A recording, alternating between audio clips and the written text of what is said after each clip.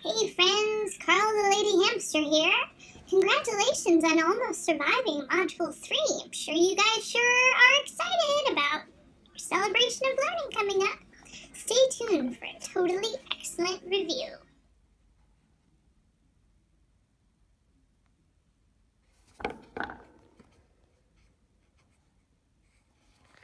Carl the Lady Hamster is so excited to make, well, I guess that wasn't his debut. He's been in our videos before, but he wanted me to wish you well as we get into preparations for our end of Module 3 test, or celebration of learning, as we like to call it in our neck of the woods.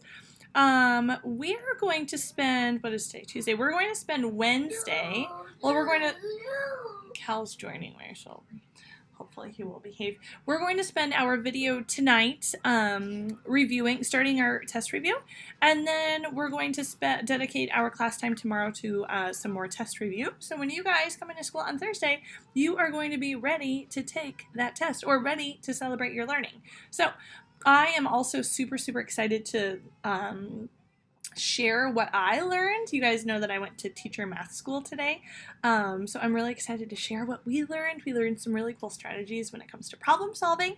I'm going to implement them right now just a little bit. It's not going to be super overwhelming, but I think they're super helpful. So what we're going to do, I was kind of thinking about you guys.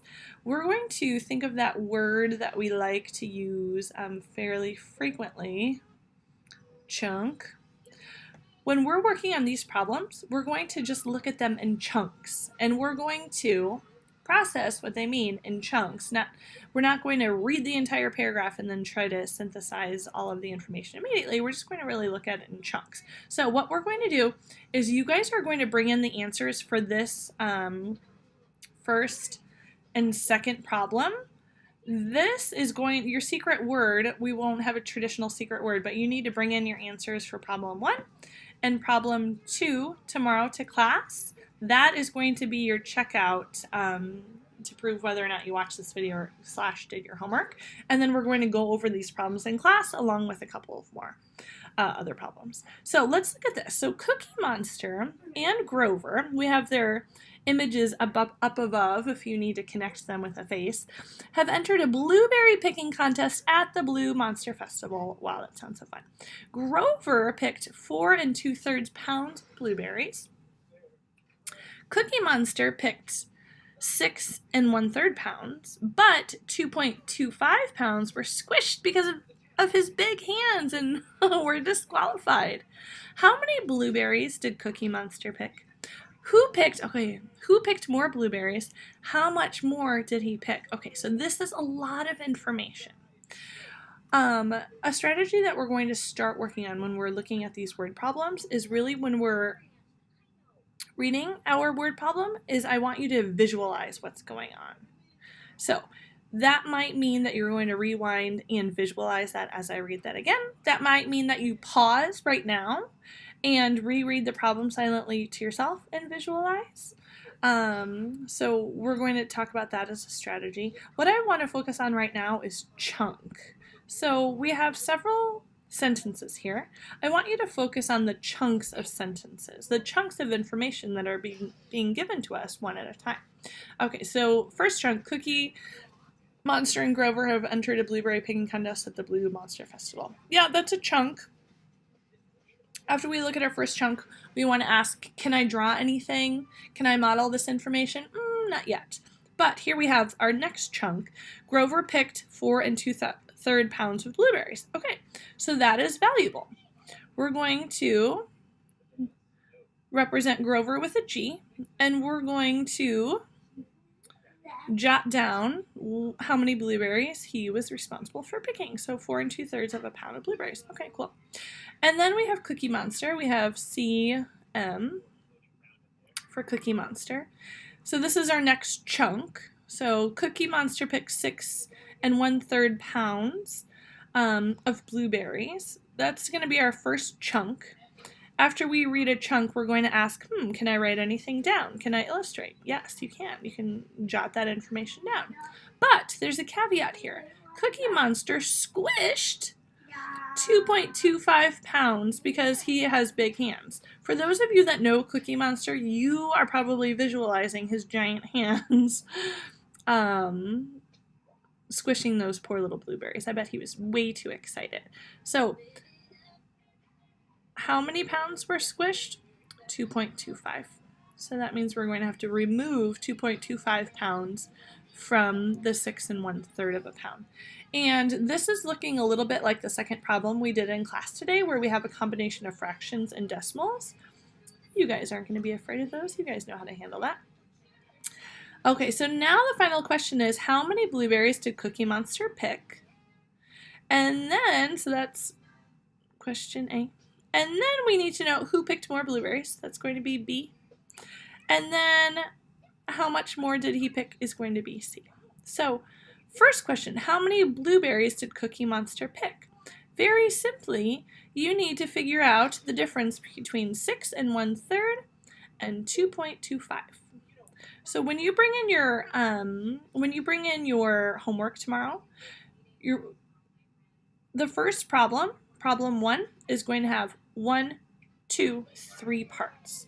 So the first part, A, how many blueberries did Cookie Monster pick? You need to bring that in for homework tomorrow. Second problem is going to be who picked more blueberries. It's either Grover or Cookie Monster. Once you figure out the difference between 6 1/3 and 2.25, you need to figure out if Cookie Monster picked more or if Grover picked more.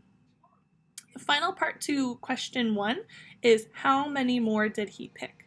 So when we figure out who picked more, Grover or Cookie Monster, you're then going to have to find the difference between the two. So we have A, B, and C. So that is your first problem that you guys need to bring in tomorrow. And we'll look at our second problem. Actually, I think I'll just cruise on down here. You guys might need to rewatch that. You might have to rewind and rewatch that or pause. Okay, so we're going to look at the second part or actually just number 2 on our review. And we're going to visualize as I read this.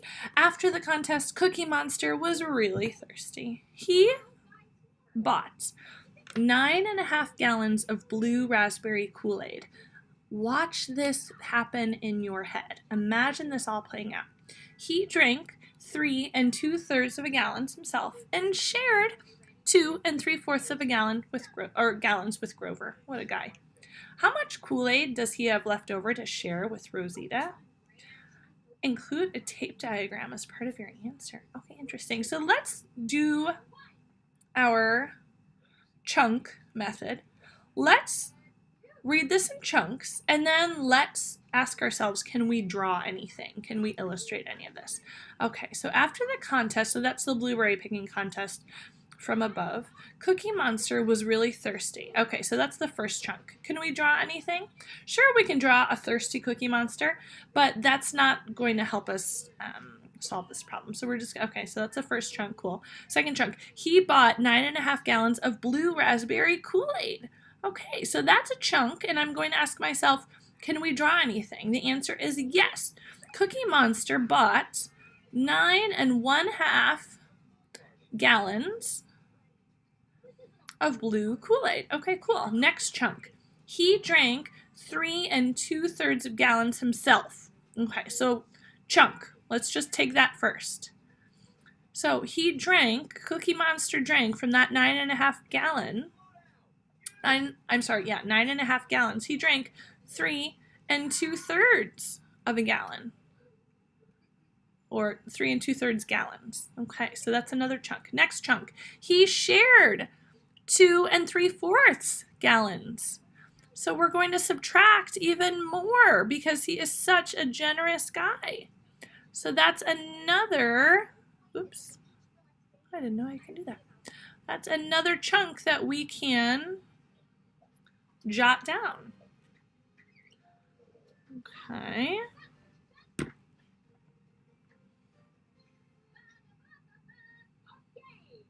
Now we're looking for how much does he have left over.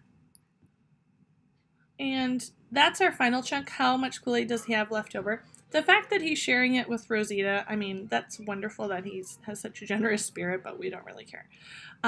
What we do care about is the fact that we're being asked to draw a tape diagram. Our whole represents our 9.5 gallons. Keep in mind this is not proportional, okay?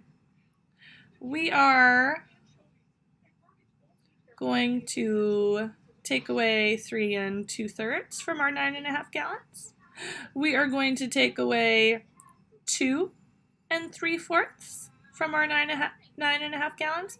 And you brilliant mathematicians need to figure out, what does he have left? So I've set you up very beautifully here. You need to bring in tomorrow for number 2 on your homework. You need to bring in the answer to this problem. I've written down the tape diagram for you. I'm not even really concerned